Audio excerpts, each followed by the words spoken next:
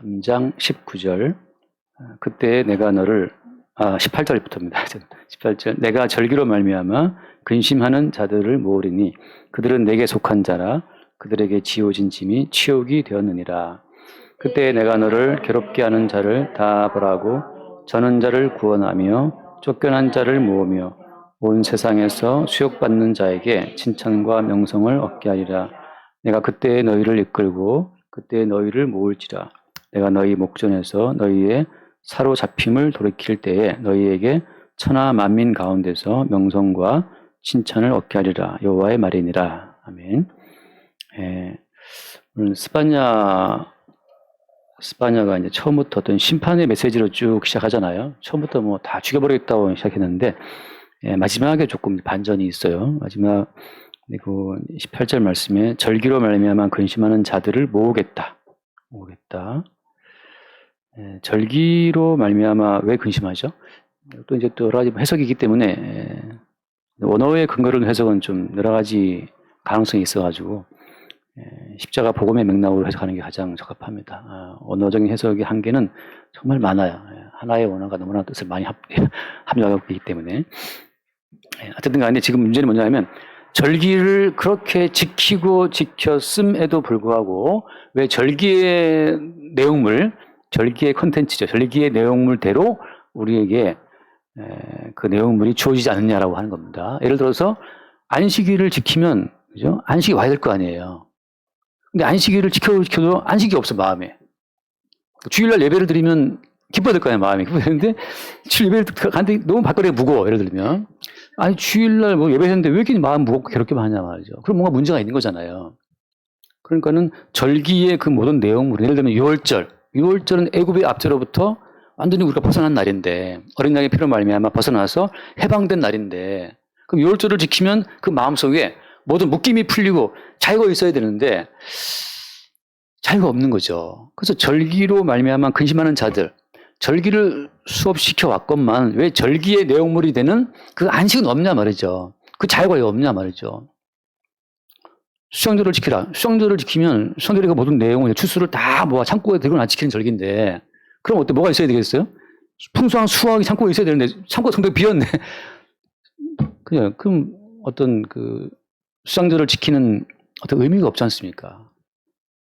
추수감사절을 지키면 풍성한 추수가 뭐 계좌에 막 돈이 쌓여있고 그래야지 마음이 기쁜데 수감사절 드리는데 추수할 게 없어. 그것처럼 절기로 말미암아 근심하는 자들, 왜 절기를 지키는데 절기의 내용물은 우리에게 주어지지 않는가 때문에 근심하는 자들을 모으겠다 라고 저는 이제 이걸 보는데 물론 여러 가지 썰들이 많이 있긴 하지만 그렇게 보는 이유는 뭐 때문이냐 하면 모든 절기라고 하는 것은 어디에 연결되어 있습니까?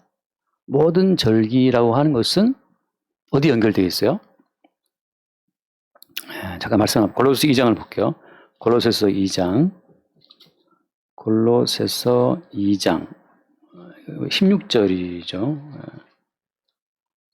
2장 16절. 그러므로 먹고 마시는 것과 절기나 추하루나 안식일을 이유로 누구든지 너희를 비판하지 못하게 하라. 함께 봐요. 17절. 이것들은 장래일의 그림자이나 몸은 그리스도의 것이니라.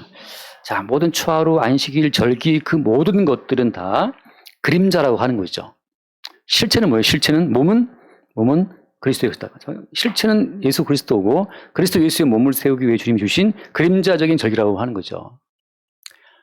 따라서 모든 절기의 그 내용물과 의미라고 하는 것은 절기의 완성자이신 예수 그리스도로 말미암아 이게 풀리는 거거든요. 그럼 제가 쌀을 사오면 이제 쌀푸드를 푸는데, 쌀푸드에 여러분 풀 줄 아세요? 그 실을 딱 매듭 풀어갖고 땡기면 두루룩 풀리잖아요. 근데 이게 매듭을 잘못 풀면 이제 안 풀려. 막 묶여. 그래서 가위로 잘라야 된단 말이죠. 그러니까 그 쌀푸드가 지금 쌀푸드야 뭐 얼마 안 되지만 쌀푸드 길이 만약에 1kg라고 쳐. 1kg라고 쳐봅시다. 그러면은 그 쌀푸드의 중간중간 매듭은 그 실은 끊어지지 않아.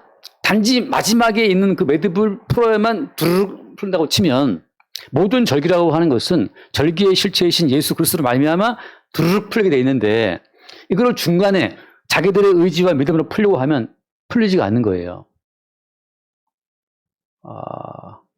예전에 한번 쌀푸드를 쫙 풀었더니만 우리 함정수 아님 그때 저기 주일 오전에 이제 점심 당번하러 일찍 왔다가 쌀풀도 얘가 쫙 푸는 거고 놀래서 그 작은 눈이 이렇게 커졌더라고. 이거 어떻게 푸냐고 하는데 자기는 항상 가위로 잘랐다는 거죠, 이렇게. 아, 여기 매듭이 있는데 이거 자꾸 딱 당기면 다 풀리는데 왜 이걸 가위로 자르느냐. 자기는 처음 봤다는 거죠.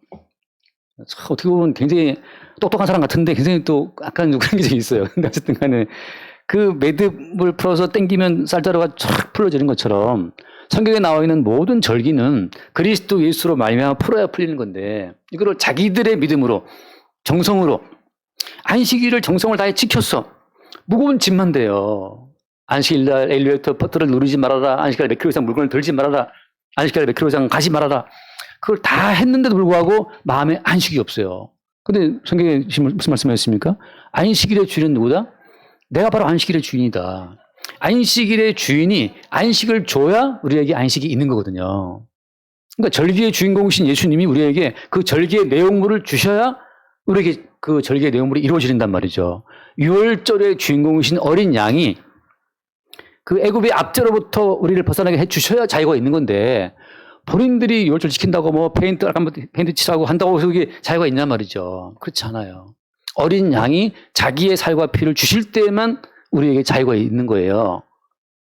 그러니까 어린 양의 살과 피가 우리에게 주어지지 않는데 본인들끼리 모여서 빨간 페인트를 나누고 빨간 포도주를 마셨다. 거기 안식이 있겠습니까?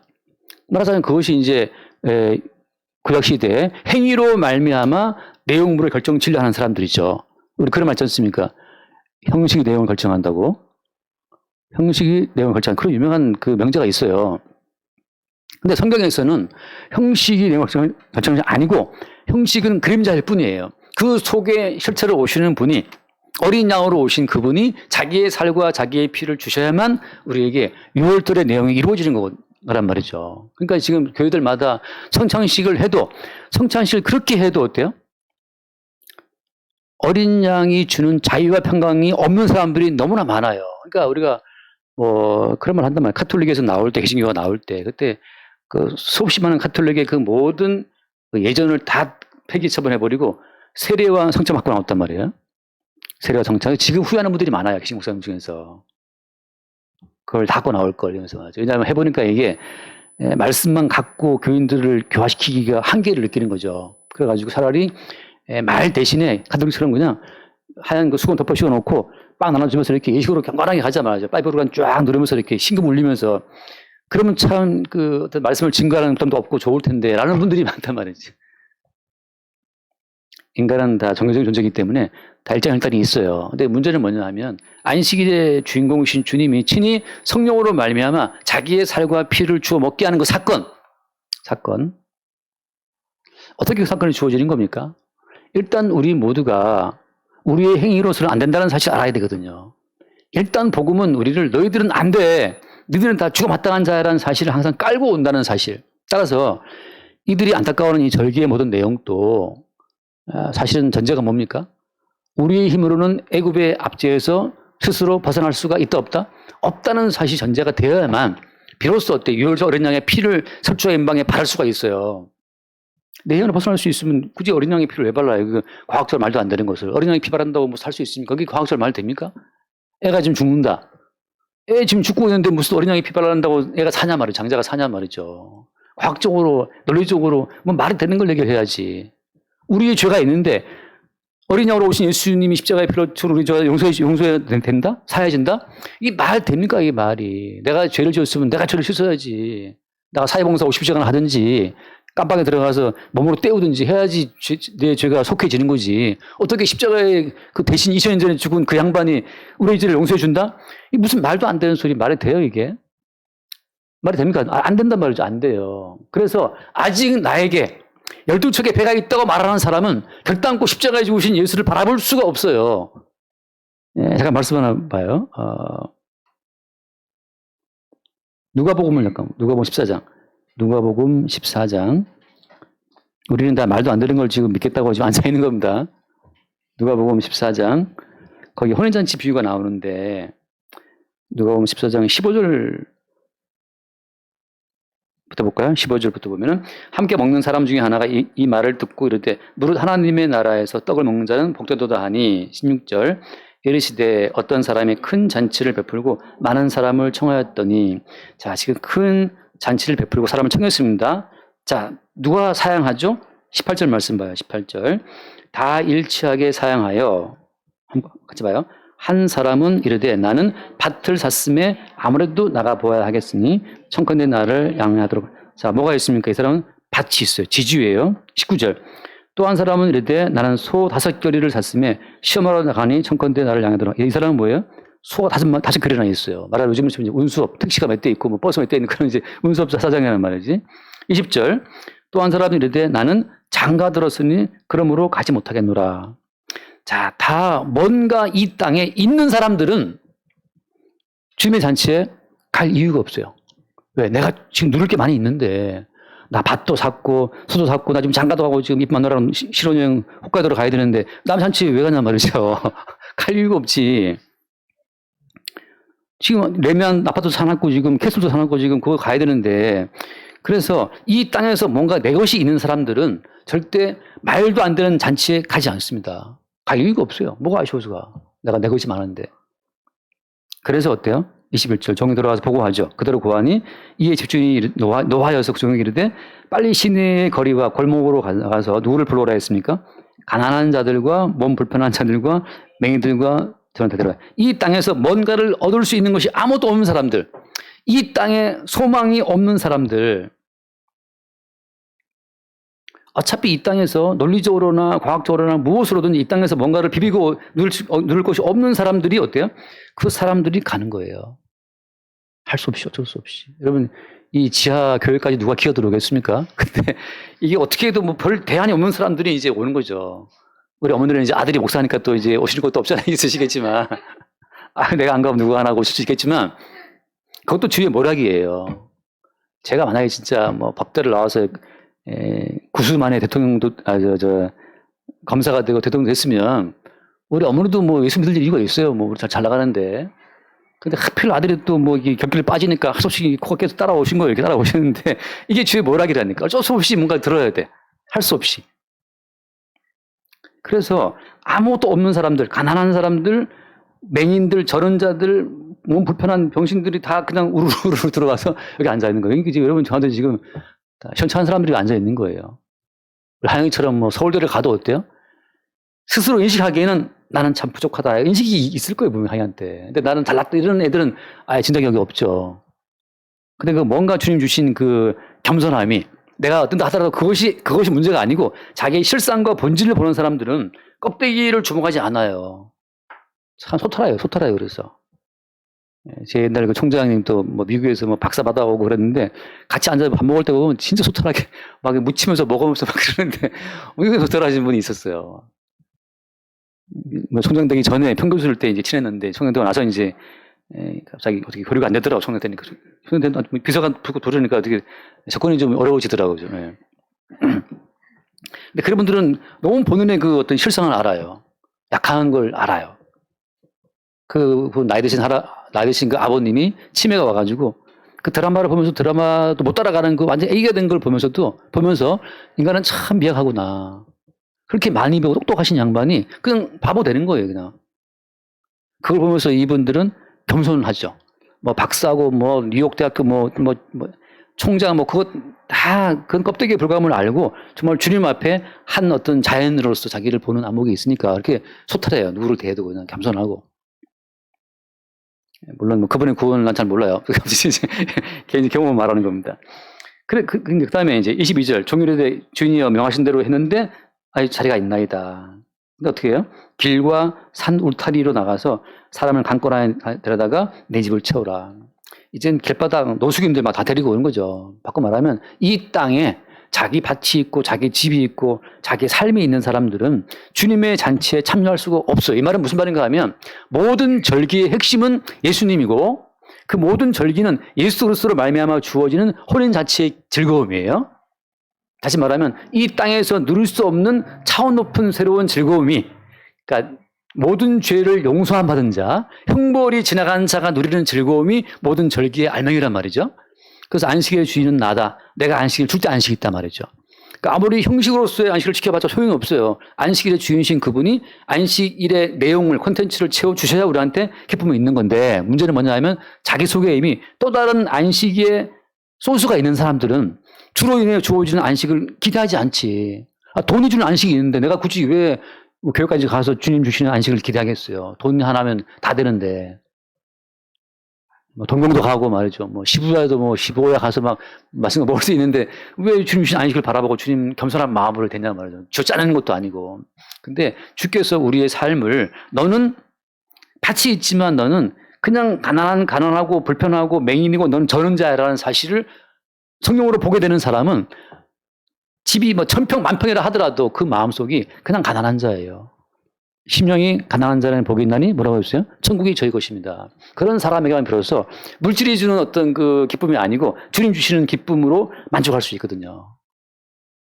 그런 사람에게 뭐가 이루어지는 거예요? 절기가 이루어지는 건데, 자, 돌아와서 봐요. 그런 흐름 가운데에서 주님의 모든 절기는 이 땅에서 모든 소망을 끊어버리는 게 전제예요. 주님밖에 소망이, 그래서 주님께서 이스라엘을 달랑 들었다가 광야에다 쳐넣으신 겁니다. 광야에서는 밭이 있습니까? 무슨 소가 있습니까? 거기 뭐가 있어요? 아무것도 없어요. 오직 구름 기둥 불 기둥 인도하시는 주님을 바라보는 것밖에 모두 소망이 없어. 그래서 사람들이 그 많이 배우고 돈도 많고 똑똑한 양반이 왜 그 2000년에 죽었던 그 한 이제 젊은이를 믿고 있는가라는 질문을 할 때마다 내가 갖고 있는 이 모든 것은 하나의 허상이다, 이게. 치매가 오면 내가 내 걸 주장할 수 있으면 아무것도 안 했는 건데 사람들이 거기에 속고 있는 거죠.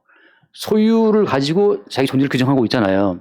나는 돈이 100억이 있으니 나는 100억 부자. 100억 부자가 뭐였어요? 치매가 와버리면 100억이 나한테 무슨 의미가 있냐? 아무 의미가 없는데. 그 헛개비에 허상에 속고 있는 거죠. 마귀는 계속해서 그 소유로 존재를 보도록 우리를 미혹하는 거고. 돌아가서 봅시다. 예. 그래서 절기로 말미암아 근심하는 자들이라고 하는 것은 그 절기를 지키면서 그 내용물이 없어서 근심하는 자들에게 드디어 주님이 그 모든 내용물을 절기의 주인공이신 그분이 십자가의 피 흘려 죽으시는 과정을 통해서 우리 가운데 절기의 핵심을 주신다는 말이거든요. 그래서 그 뒤에 말씀 봅시다. 19절에 그때 내가 너를 더럽게 하는 자를 다 벌하고 다른 자를 구원하며 쫓겨난 자를 모으며 온 세상에서 수욕받는 자에게 칭찬과 명성을 얻게 하리라. 여기서 이제 마지막 반전인 거예요. 칭찬과 명성 얻게 한다. 시바는 앞부분에서는 다 죽이겠다 그랬는데 뒤에 가갖고는 내가 너희를 다 끌어모아가지고 어떻게 한다? 칭찬과 명성을 얻게 하겠다는 거죠. 어떻게? 무슨 절차로? 자, 우리에게 칭찬과 명성이 돌아오는 그 어떤 그 과정, 그 과정을 뭐라 하지? 그 과정은 뭐냐? 잠깐 말씀을 봐요. 누가복음 22장을 보겠습니다. 누가복음 22장. 다 나와 있는 말씀이지만 누가복음이 조금 더 선명해서 누가복음 보는 거예요. 누가복음 22장 28절. 누가복음 22장 28절을 보겠습니다. 너희는 나의 모든 시험 중에서 항상 나와 함께 한 자들인즉, 같이 봐요. 내 아버지께서 나라를 내게 맡기신 것 같이 나도 너희에게 맡겨 너희로 내 나라에 있어 내 상에서 먹고 마시며 또는 보좌에 앉아 이스라엘 12지파를 다스리게 하려 하노라. 자, 여기서 보면 그 12명의 제자들이란 말이죠. 어떻게 보면 참 초라한 자들인데 그들에게 주님 나라에 앉아서 말이죠. 12지파를 어떻게 한다? 다스리게 한다. 주님의 보좌에 같이 앉아서 다스리게 한다라고 하잖아요. 이 이유가 뭐 때문에 이유가? 근거는 그 28절 말씀, 너희는 나의 모든 시험 중에서 항상 나와 함께한 자들인즉. 자, 무슨 이 주에 뭐라 하는 건데? 지금 이스라엘은 왜 절기를 지켜도 절기의 알맹이인 그 기쁨이 없는가라고 지금 근심했단 말이죠. 그 지금 어디 갔어요? 지금은 낯선 나라에 포로돼 끌려가 있어요. 포로로 살고 있어요. 우리가 돈의 포로, 그죠? 이 세상 어떤 삶의 포로가 지금 살아가고 있단 말이죠. 우리는 다 돈의 포로예요. 돈을 벌지 않으면 살 수가 없어. 우리는 매일매일 돈을 벌어야 되는 거지. 이 바벨론 제국, 자본주의 세상에서 우리는 맨날 돈의 포로도 있어요. 근데 그것이 삶을 이렇게 뒤집어 보는 거예요. 먹고 살기 위해서 돈을 벌어야 된다라고 살아왔는데 이게 주님께서 우리 가운데 오시고 와서 다시 우리의 삶을 뒤집어서 보니까 이것이 그리스도 예수와 함께 모든 시험을 함께 받은 것으로 주님이 해석하시는 거예요. 이게 중요한 얘기입니다. 죽을 때까지 나는 단지 먹고 살고 자식한테 좋은 거 물려주기 위해서 살아왔어라고 하는 사람은 다 지옥 백성이에요. 근데 성령이 오신 이후에 예수 그리스도의 십자가의 사건으로 자기를 보게 되는 순간 나는 나를 위해 살아왔으나 알고 봤더니 이것이 십자가에 고난당하신 예수님의 고난에 참여시키는 주님의 모락이었다는 것을 보게 되는 사람은 구원받는 백성이라고 하는 겁니다. 마지막에 매듭이 그리스도 예수의 십자가 사건의 매듭이 짜라락 풀리지 않는 사람은 여전히 매듭이 묶인 채로 지옥 가는 거예요. 아까 제가 처음 드린 말씀처럼 저희 어머니 권사님이 교회를 나오시는데 사실 제가 고3 때 저희 어머니 처음 교회를 이제 나가자고 했단 말이죠. 고3 때. 저희 때 고3은 다 일요일 날 학교를 나갔어요. 그리고 이제 무조건 이 빠따를 때리면서 이제 그때 공부했던 때이기 때문에 그러니까 무조건 나가야 되는데 나는 이제 또 오기가 또 있잖아요, 또. 그러니까 강제로 나오라면 또 안 나가요. 강제로 오라면 왠지 반항심이 생겨요. 그래서 왠지 반항해요. 그래서 안 나가나. 그래서 이제 교회를 가는 거죠. 그래서 이제 어머니가 너 선생님 학교에서 전화했어요. 어머니, 얘가 지금 고3인데 학교 안 나오고, 어디 가지 가 있다. 그러니까 어머니가 이제 그 전화를 받고 너무 약간 놀라신 거죠. 선생님이 전화까지 해가지고, 난 얘가 대학 안 가도 책임질 수 없다. 그러시니까, 고3 선생님이. 그러니까 이제 어머니한테 교회를 전화하신 거죠. 그때 나를 불러서 내가 집에 갔더니 이제 어머니가 왜 교회를 가느냐. 고3인데. 하고 이제 석봉이 엄마처럼 이제 따따따 칼질을 하시면서, 그래서 너는 왜 교회를 가느냐. 일요일날 고3이니까 학교를 가라. 이러시는데. 아유, 근데 내가 주님을 섬겨야 된다, 나는. 그러니까, 그렇게 네가 내가 대신 가서 섬겨드릴게. 내가 예배 드려도 되니까 넌 학교로 가라. 그래서 내가 같이 갑시다, 교회로. 그래서 이제, 그때부터 교회를 나가게 된 거거든요. 그때는 엮이신 거죠, 어머니가. 엮인 건데. 먹고 살기 위해서 한평생 사는 인생은 마지막에 그 어떤 것도 자기가 소유하지 못한 채로 허무하게 인생 끝나는 거예요. 근데 인생을 지나가면서 인생이 쭉 지나가지만 그 밑에 계속해서 지금 그리스도 예수가 걸어가신 그 어떤 고난의 인생에 참여되는 방식으로 내가 지금 살고 있다고 하는 것을 인생의 종착점에서 깨닫는 사람은 누구처럼? 요셉처럼. 나를 이곳에 팔아먹은 분은 형들이지만 알고 봤더니 그것은 주님께서 형들을 통해서 나를 이 땅에 미리 보내신 겁니다. 라고 자기 인생을 그리스도 예수의 안목으로 해석하게 되는 그 사람이 구원받은 백성이에요. 그때 절기가 이루어지는 거예요. 제가 청기도서를 했는데 그렇다고 뭐 억지로 마지막에 그래 나 인생은 주님께서 나를 이렇게 고생케 하신 거야 그렇게 뭐 잔머리 쓴다고 되는 건 아니고 성령으로 말미암아서 내가 그때 그렇게 좌절하고 실패하고 그때 넘어지고 무슨 손해를 보고 뭐 장사를 둘러먹고 엎어먹고 뭐 여러 가지 인생 코스가 있지만 이 모든 것은 십자가에 고난당하신 예수님의 고난을 미리 나에게 알게 하시는 과정이었구나 라고 하는 사람들은 그리스도 예수의 지체의 한 부분으로 인생을 살아온 사람이에요. 자, 제가 지금 아래까지만 합니다. 그리스도 예수의 지체로 인생을 살아온 사람이기 때문에 제가 이 몸으로, 제가 이 손으로 청소를 했다. 제가 이 손으로 뭐 일을 했다고 치면 이 손으로 일한 것의 모든 영광을 함께 누리는 거잖아요. 어떻게 제자들이 말도 안 되게 주님의 보좌에 같이 건방지게 같이 앉아가지고 12지파를 다스릴 수 있냐 말이죠. 왜 그래요? 그리스도 예수의 지체의 한 부분으로 그의 손발로 그의 지체로 살아왔기 때문에 그 영광에 참여하는 거예요. 여러분, 그냥 먹고 살기 위해 인생을 살아온 사람은 그냥 인생 살면서 고생. 고생이란 뭐냐? 그냥 나를 위해 살아온 고생이에요. 먹고 살기 위해서.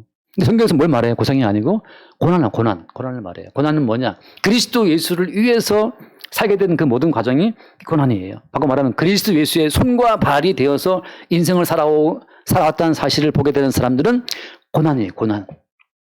주님께서는 나와 함께 시험받고 나와 함께 고난받았기 때문에 니들은 내 손과 내 발이기 때문에 니들은 나의 보좌에 함께 앉아서 다스린다라고 말씀하시는 거죠. 그래서 그의 손과 발로 살아온 사람은 그의 영광에 참여하는 거고 동참하는 거고 그의 다스림에 그의 통치에 참여하는 거예요. 대통령이 대통령 되면 자기 선거운동 도와주는 무수히 많은 공신들을 다 중요한 자리에 앉힌단 말이죠. 왜 그래요? 대통령의 손과 발에 되어서 띄워줬으니까 자리를 나눠서 같이 그 통치의 영광에 같이 참여를 시키는 거잖아요. 그게 어떻게 보면 자연스러운 거고. 만약 그게 없으면 왜 죽었다고 그 윤석열이 위해서 했습니까? 윤석열이 위해서 띄워주니까 뭐 자리를 떼주니까 열심히 하는 거지. 그러나 어때요? 그러나 우리 입장에서는 성도 항상 마지막에 그 쌀포대의 마지막 매듭을 풀어야만 드락 풀리는 것처럼 성도 입장에서는 미리 어떤 그 이기심을 품고 접근할 수가 없어요. 마지막에 나도 모르게 우왕좌왕 살다 보니까 마지막에 돌아보니까 야, 이것은 형들이 나를 팔아먹었지만 사실은 주님이 형들의 미움을 이루면서 나를 애굽 땅에 미리 보내신 것이었구나 하는 사실을 마지막에 알기 때문에 내가 미리 어떤 꼼수를 품고 접근할 수가 없어요. 아시겠죠? 아무튼 아실 겁니다. 그러니까 야곱은 자기 꼼수를 갖고 장자의 명분을 뺏고 뭘 받았지만 어떤 결과라고 하는 것은 본인이 낯선 땅에 가잖아요. 20년 동안이나. 우리의 꼼수로 성공하는 것이 아니고 돌아봤더니 결국은 어때요? 주님은 그 꼼수마저도 그리스도 예수의 그 낯선 고난과 시험과 아픔의 인생에 참여하는 그 과정으로 야곱의 인생을 또 사용하신단 말이죠. 그러니까 항상 성도는 사후적으로 한 발 뒤늦게 지나가고 보니까 이게 은혜였구나. 이것이 주의 어떤 주님의 시험에 우리를 참여시키는 과정이었네? 그렇게 아는 거죠. 그래서 돌아와서 마칩시다. 스파냐서 돌아와서 한 번 더 20절. 내가 그때 너희를 이끌고 그때 너희를 모을지라. 내가 너희 목전에서 너희의 사로잡힘을 돌이킬 때에 너희에게 천하 만민 가운데서 명성과 칭찬을 얻게 하리라. 여호와의 말이니라. 그럼 천하 만민 가운데에서 여호와 때문에 언약 때문에 낯선 땅에 팔려가서 70년간 포로살이한 민족이 없어요. 주님이 다 계획하신 일이에요. 그래서 선지자를 보면 나오지만 선지자들이 무슨 예언합니까? 니들은 팔려간다. 니들은 포로된다. 제발 순순히 끌려가라. 선지자는 눈이 말한단 말이죠. 왜? 주의 모락이니까. 여러분, 우리의 오기로 막 신앙을 지키려고 하지 마세요. 그건 오기로 지키는 자기 믿음일 뿐이에요. 그럼 막 방종하란 말입니까? 방종의 순간에 여러분 육신의 한계를 보세요. 나라고 하는 존재는 이렇게 내가 쉽게 넘어지는구나. 돈 몇 푼에 계약 한 건 때문에 아니면 밭 때문에 장가 들었기 때문에 여러 가지 핑계가 있어요. 그 실존적인 한계를 주님 앞에 인정할 때 주님 저는 죄인 맞고 저는 지옥 가도 할 말이 없는 자가 맞군요. 그걸 인정할 때 나 대신 이 땅에 오셔서 모진 고통을 받고 지옥 가신 예수 그리스도를 바라보이는 거예요. 따라서 우리는 벌거벗은 채로 주님 저희 공로 아무것도 없어요. 저는 정말 틈만 나면 저는 주님 벌을 짜고 틈만 나면 주님 잔치 어디 갑니까? 저는 지금 바로 지금 내 잔치에 갈 사람인데 그러니까 주님 천국에서 나는 내세울 공로가 아무것도 없네요. 단지 주님이 입혀주시는 그 용서의 옷밖에 소망이 없습니다라는 고백하는 자죠. 너희들이 이제 교회 나왔어. 그럼 은혜 때문에 나왔지. 주님이 계약도 아무것도 안 주니까 그냥 할 것도 없네. 그냥 교회는 같이 하고 나온 거지. 나왔습니다. 이 오기와 신념으로 나온 사람들은 꼭 자기의 공로를 챙기게 돼 있어요. 근데 우리가 참 제가 진짜 뭐랄까 논리적으로 이렇게 딱 집어넣을 수 있는 말을 하는 게 아니에요. 그렇게 인생이 논리적으로 딱 집을 수 없어요. 지금 제가 이 넥타이가 반짝 엘리베이터 탔는데 이게 운식도 하다 반짝거리는 거예요. 이게. 그런 것처럼 모든 복음이라는 것은 우리 입장에서 그걸 고정해 둘 수가 없어요. 그냥 자연히 주의 인도하신 가운데 따라가면 되는 거죠. 그러면서 우리는 뭘 항상 보는 겁니다. 한 타임 이렇게 뭘 보는 거예요? 주님의 시험과 주님의 고난과 주님의 아픔에 나를 참여시키는 과정으로 이런 길을 걷게 하시고 나의 죄인됨을 완전히 보게 하시려고 육적인 모든 실상을 날마다 우리로 하여금 보게 하시는구나를 알면서 홀로 고난받으신 예수 그리스도를 바라보게 하는 거죠.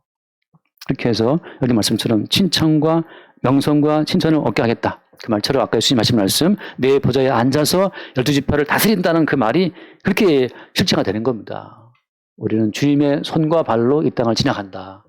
주님은 주님의 어떤 뜻을 이루기 위해서 우리를 주의 손발로 사용하시는 거예요. 그래서 우리가 지금 여기 모여 앉아서 예배하는 겁니다. 우리의 삶의 현장에서 날마다 나는 주의 손발로 이 땅을 지나가는 중이구나라는 사실을 어떤 사건의 사후적으로 항상 볼 수 있는 은혜가 있게 되기를 바랍니다. 기도하겠습니다. 하나님 아버지 감사합니다. 절기로 말미암아 근심하는 자들을 불러 모아 그 절기의 내용물을 십자가의 보모로 꽉 채우시고 주님이 홀로 이루신 모든 성취의 열매를 값없이 공급하시는 주님의 사랑을 발견합니다. 우리의 모든 삶이 우리 행위의 공로가 아니라 홀로 모든 언약을 성취하시고 그 언약의 달콤한 열매를 거저 우리에게 공급하시는 그 주의 이름을 늘 새롭게 보게 하여 주옵소서. 우리 주 예수 이름으로 기도드립니다. 아멘.